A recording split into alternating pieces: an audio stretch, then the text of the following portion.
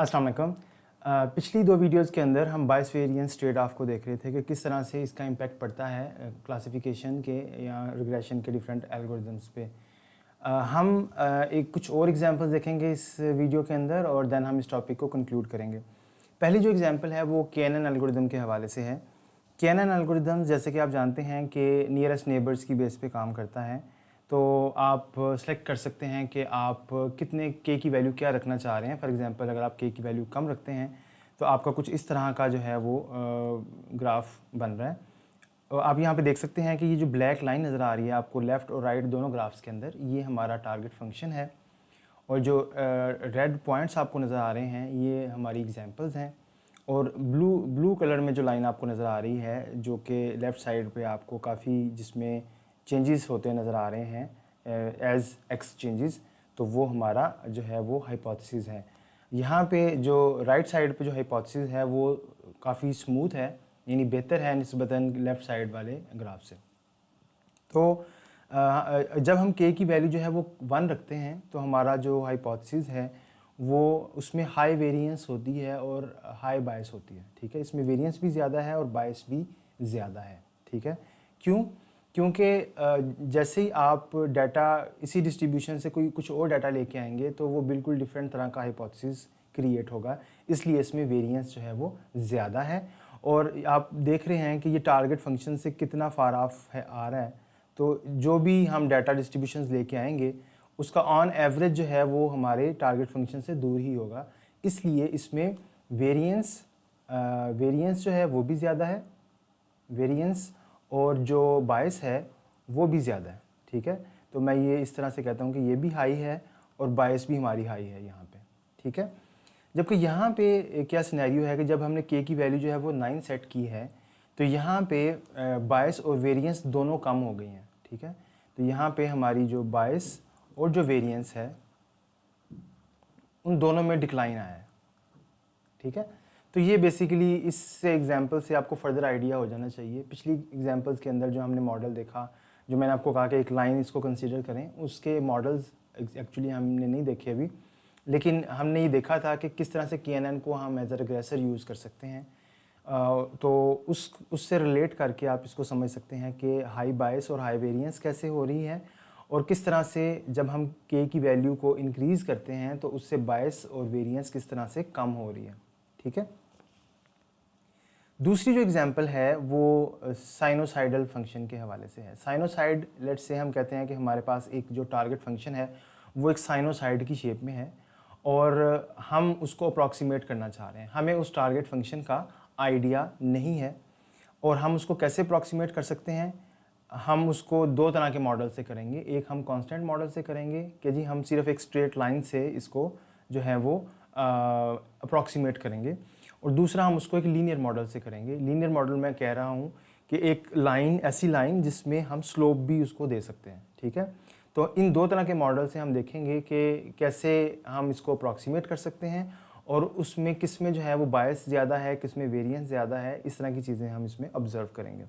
ठीक है जी, तो लेट्स से आपको टारगेट फंक्शन का नहीं पता, आपको सिर्फ ये पता है कि आपने किसी पर्सन से कहा कि इस प्रॉब्लम के हवाले से दो एग्जांपल्स कलेक्ट करो, तो उसने वो दो एग्जांपल्स जो हैं वो कलेक्ट कर ली और वो दो एग्जांपल्स जो हैं वो उसने उस डिस्ट्रीब्यूशन पे, जो डाटा की अंडरलाइंग डिस्ट्रीब्यूशन जिसका आपको नहीं पता, उसके हवाले से उसने जो दो वैल्यूज़ कलेक्ट की हैं वो ये वाली हैं। ठीक है, यहाँ पे मैं दोबारा बता दूँ, ये हमारा x है। ठीक है, ये हमारा y है और ये जो टारगेट फंक्शन है बेसिकली ये हमारी जो भी प्रॉब्लम है उसके रिलेशनशिप को डिफाइन कर रहा है कि जो टारगेट फंक्शन है हमारा वो एक हिडन रिलेशनशिप है x और y के दरमियान, जो हमें नहीं पता। हमें सिर्फ इन दो पॉइंट्स का पता है। ठीक है, इन दो पॉइंट्स की बेस पे हम अप्रॉक्सीमेट करना चाह रहे हैं कि इन x और y के दरमियान जो रिलेशनशिप है वो किस तरह का है। ठीक है, उसके लिए हम दो हाइपोथेसिस जो हैं वो यूज़ कर रहे हैं। एक जो है वो स्ट्रेट लाइन हाइपोथेसिस है, यानी कि हम इसमें 4 या 5 या 6 सेट कर देंगे तो वो हमारी एक स्ट्रेट लाइन इस तरह से बन जाएगी। ठीक है, और दूसरा जो है वो उसमें हमारे पास स्लोप भी है, यानी कि उसमें हम जो है वो इस तरह से कुछ जो है वो मॉडल बना सकते हैं। ठीक है, तो ये दो तरह से अब जो ये स्ट्रेट लाइन वाला मॉडल है इसमें हम इसको ऊपर नीचे सिर्फ मूव कर सकते हैं, यानी y की वैल्यू हमारी इंक्रीज़ हो जाएगी, क्योंकि इसमें सिर्फ हमारे पास एक ही पैरामीटर है b का, जो कि y इंटरसेप्ट है। तो वो ये लाइन जो है ऊपर नीचे तो मूव हो सकती है, लेकिन इसमें स्लोप नहीं आ सकती। जबकि ये जो दूसरा हाइपोथेसिस है ये काफ़ी फ्लेक्सिबल है। इसमें ये जो y इंटरसेप्ट है कि y को ये कहाँ से क्रॉस कर रहा है वो भी हम चेंज कर सकते हैं, जो कि हम b से कंट्रोल करते हैं, और जो उसकी स्लोप है वो भी हम चेंज कर सकते हैं, जो कि हम m से कंट्रोल करते हैं। ठीक है, तो ये कुछ आइडिया है। हम इन दोनों मॉडल्स को बेसिकली इस प्रॉब्लम पे जो है वो फिट करते हैं और देखते हैं कि क्या चेंज आता है, बायस या वेरिएंस हम किस तरह से इसमें देख सकते हैं। तो अगर हमारे पास यही 2 पॉइंट्स हैं तो जो कांस्टेंट मॉडल है वो कुछ इस तरह से डिफाइन होगा, यानी वो इस पे बेस्ट फिट कहाँ पे बैठता है, वो यहाँ पे बेस्ट फिट है। यानी कि अगर यहाँ पे इसको ड्रा करें एक स्ट्रेट लाइन को, तो फिर उस सूरत में इसका इन 2 पॉइंट से डिस्टेंस सबसे कम होगा। ठीक है, तो वो यहाँ पे कुछ लाइन करके बनेगी। जबकि स्लोप जो है उसने बड़े अच्छे तरीके से इसको फिट कर लिया है।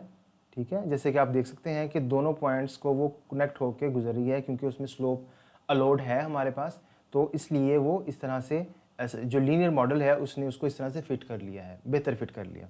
ठीक है, अच्छा, अब नेक्स्ट जो है हम अगर इस तरह से वही काम करें, जैसे मैंने आपको पहले बताया था कि हम वैसे तो जनरली कहा जाता है कि इनफाइनाइट हम डाटा सेट्स ले लें। ठीक है, अगर हम बहुत सारे डाटा सेट्स ले लें और उसमें हर डाटा सेट के अंदर 2 एग्जांपल्स हों और उस पे हम अपने लीनियर मॉडल को भी ट्रेन करें और अपने जो कांस्टेंट मॉडल है उसको भी ट्रेन करें, तो कांस्टेंट मॉडल को जब हम ट्रेन करेंगे तो वो हमारे पास ये जो आपके पास ग्रे कलर में लाइंस आ रही हैं, यूँ समझ लें कि ये वो लाइंस हैं जो कि हमने इस टारगेट फंक्शन पे 2-2 पॉइंट्स लेके मॉडल को ट्रेन करवाया, तो वो लाइन जो बेस्ट फिट हो रही थी वो यहाँ पे बनी। इसी तरह से अगर आप राइट साइड पे देखें तो यहाँ पे जो आपको लाइन नज़र आ रही है वो फॉर एग्जांपल जब वो पॉइंट जो किसी ने कलेक्ट किए वो यहाँ पे थे, तो वो लाइन कुछ इस तरह से बन गई। ठीक है, तो आप देख सकते हैं कि ये जो पॉइंट्स हैं यहाँ पे जो लाइन बन रही है, कांस्टेंट मॉडल जो कि बहुत सिंपल मॉडल है, इसमें ऑन एवरेज जो हाइपोथेसिस बन रहा है ये दरमियान में इसकी एवरेज आएगी कहीं पे। ये जो ग्रे कलर्स की लाइंस हैं तो इनमें जो है वो बायस जो है वो ज़्यादा है। ठीक है, और वेरिएंस जो है वो कम है। ठीक है, यानी कि बायस ज़्यादा क्यों है, क्योंकि ये जो एवरेज आपके पास फंक्शन आ रहा है इसमें एरर हमेशा जो है वो ज़्यादा रहेगा। ठीक है, ये एरर है हमारा, जैसे मैंने आपको बताया था कि ये हमारी बायस का एरर कैसे होता है कि जो टारगेट फंक्शन से एवरेज हाइपोथेसिस का जो डिफरेंस होता है वो हमारा बायस की वजह से वो एरर आ रहा होता है। ठीक है, तो इसमें जो है वो बायस जो है वो क्या है, हाई है, और उसके मुकाबले में जो वेरिएंस है वो लो है। ठीक है, वेरिएंस लो क्यों है, वेरिएंस लो इसलिए है कि इसमें मॉडल जो है वो उसमें बहुत ज़्यादा डाटा की वजह से चेंज नहीं आ रहा, वो करीब करीब ही आ रहा है मॉडल। ठीक है, इसलिए इसमें वेरिएंस जो है वो कम है। इसके मुकाबले में जो लीनियर मॉडल है, लीनियर मॉडल के अंदर आप देख सकते हैं कि इसने ये बेस्ट फिट कर लेता है डाटा को, क्योंकि हम 2-2 पॉइंट्स को देख रहे हैं, तो वो लाइन जैसे हमने पिछली एग्जांपल मैंने आपको दिखाया कि वो लाइन जो है स्लोप जो, क्योंकि उसमें स्लोप भी है, तो वो उन दोनों पॉइंट्स को कनेक्ट करते हुए गुजर रही है। ठीक है, तो इट मीन्स कि वो उसमें बायस तो ख़त्म हो गई।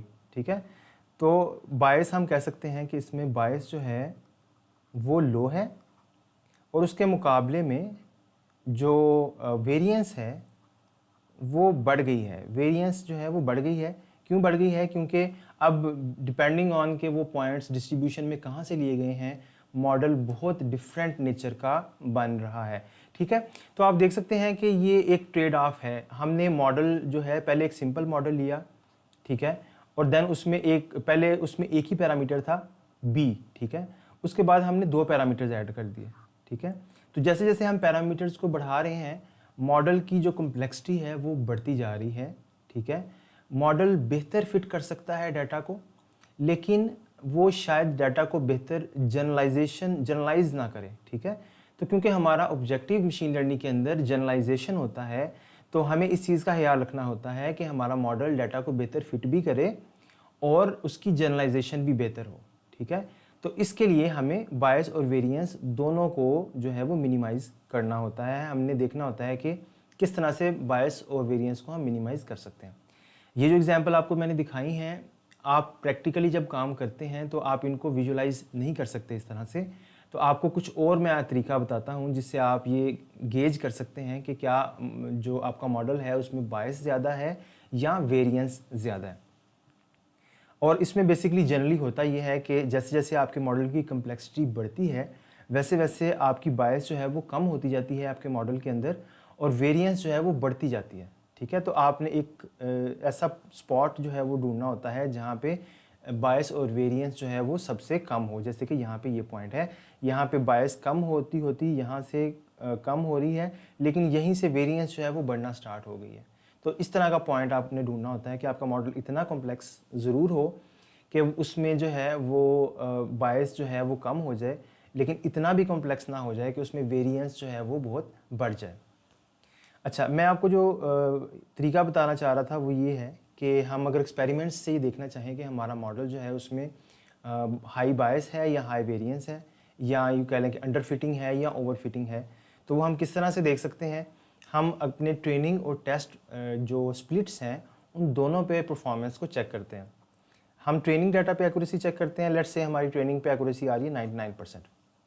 हम टेस्ट डाटा पे अपनी एक्यूरेसी चेक करते हैं, वहाँ पे लेट्स से हमारी एक्यूरेसी आ रही है 90%। ठीक है, इसमें ये जो डिफरेंस आ रहा है इट मीन्स कि हमारा जो मॉडल है उसमें वेरिएंस जो है वो ज़्यादा है, वो ओवरफिट कर रहा है हमारे ट्रेनिंग डाटा को, तो ओवरफिट कर रहा है लेकिन इतना अच्छा जनरलाइजेशन नहीं कर रहा कि हमारे टेस्ट डाटा को भी उस पर भी बेहतर परफॉर्मेंस वो दे सके।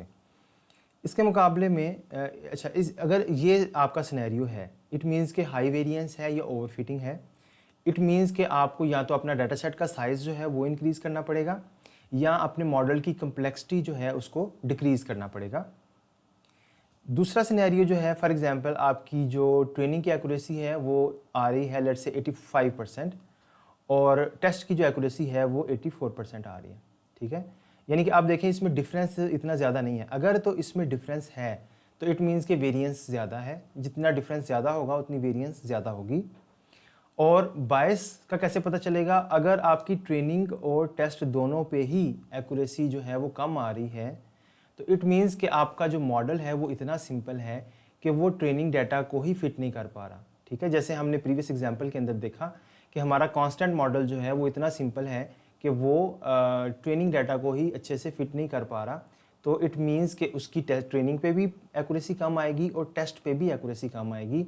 इट मीन्स कि हमारा मॉडल जो है उसमें अंडर फिटिंग हो रही है या उसमें बायस ज़्यादा है। और देन हम क्या करते हैं, हमें उसको मोर कॉम्प्लेक्स बनाने की ज़रूरत है, या अगर हम उस मॉडल को कॉम्प्लेक्स नहीं बना सकते तो हमें कोई ऐसा मॉडल यूज़ करना चाहिए जिसकी के कम्प्लेक्सिटी हम इंक्रीज़ कर सकते हैं, जिसमें हम नंबर ऑफ़ पैरामीटर्स इंक्रीज़ कर सकते हैं या जिसमें हम के की वैल्यू को चेंज कर सकते हैं जैसे कि KNN के अंदर होता है। तो ये बेसिकली आइडिया था बायस और वेरिएंस का। तो जितने भी मशीन लर्निंग के एल्गोरिदम्स हम देखते हैं उसमें कहीं ना कहीं पे हम देखते हैं कि जी ओवरफिटिंग हो रही है, बायस वेरिएंस है, इसको कंट्रोल करना है। हमने इसको कंट्रोल करना हमारे लिए ज़रूरी होता है ताकि हमारे मॉडल जो हैं उनकी जनरलाइजेशन जो है वो बेहतर हो सके।